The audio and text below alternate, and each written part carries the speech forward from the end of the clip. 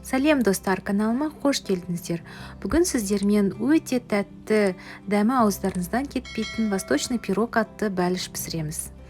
Ол үшін бір ыдысқа ұнымызды саламыз, шым-шым тұз саламыз, қантымызды қосамыз, қопсытқыш қосамыз, яғни разрыхлитель, және сары майды қосамыз.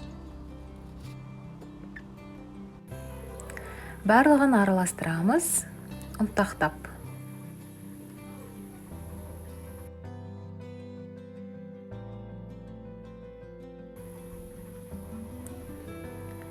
Енді осының үстіне жұмыртқамызды қосамыз және қаймақты қосамыз.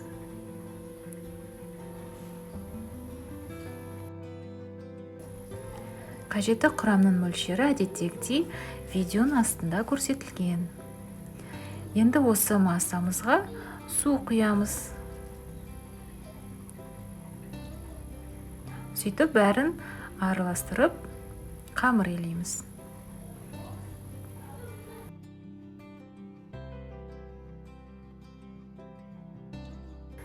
Осындай қамырымызды дайындап тоңазытқышқа салып қоямыз.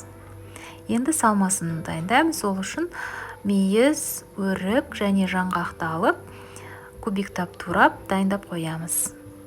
Біздің қамырымыз тоңазытқыштан шықты.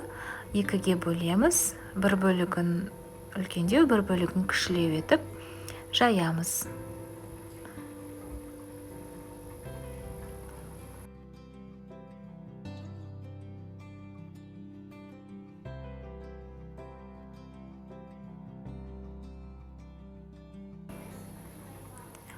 Осылай видеода көрсетілгендей формамызға бортиктер жасап, қамырымызды орналастырамыз.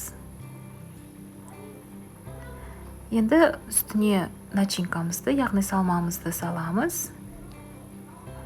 Және бұдан кейін меренганы дайындайтын боламыз.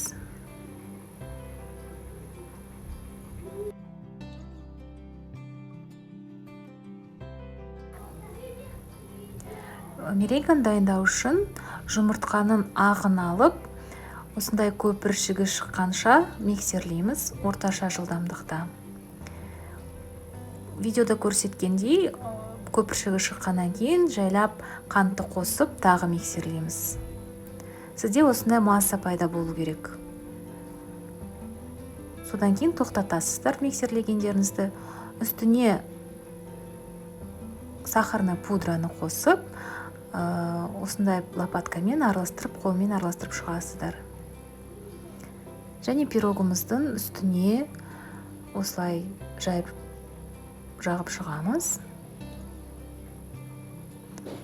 Үстіне қамырымыздың екінші бөлігін қоямыз. Сіздерде осылай мұжылған сияқты эффект болу керек. Яғни қамырыңыз өйткені көтеріледі әлі, ішіндегі жұмыртқасы бәрі көтерілген кезде осындай артық қамыр болу керек.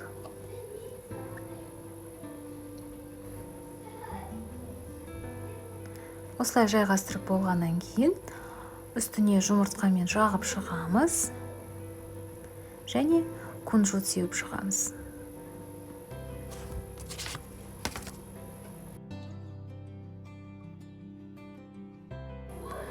Қызып тұрған пеште 150-160 градуста 40-45 минуттай пісіріп шығамыз.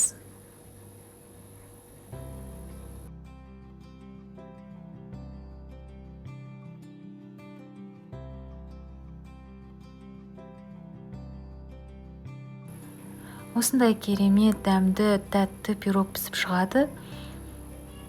Еш өкінбейсіздер, жасап көріңіздер.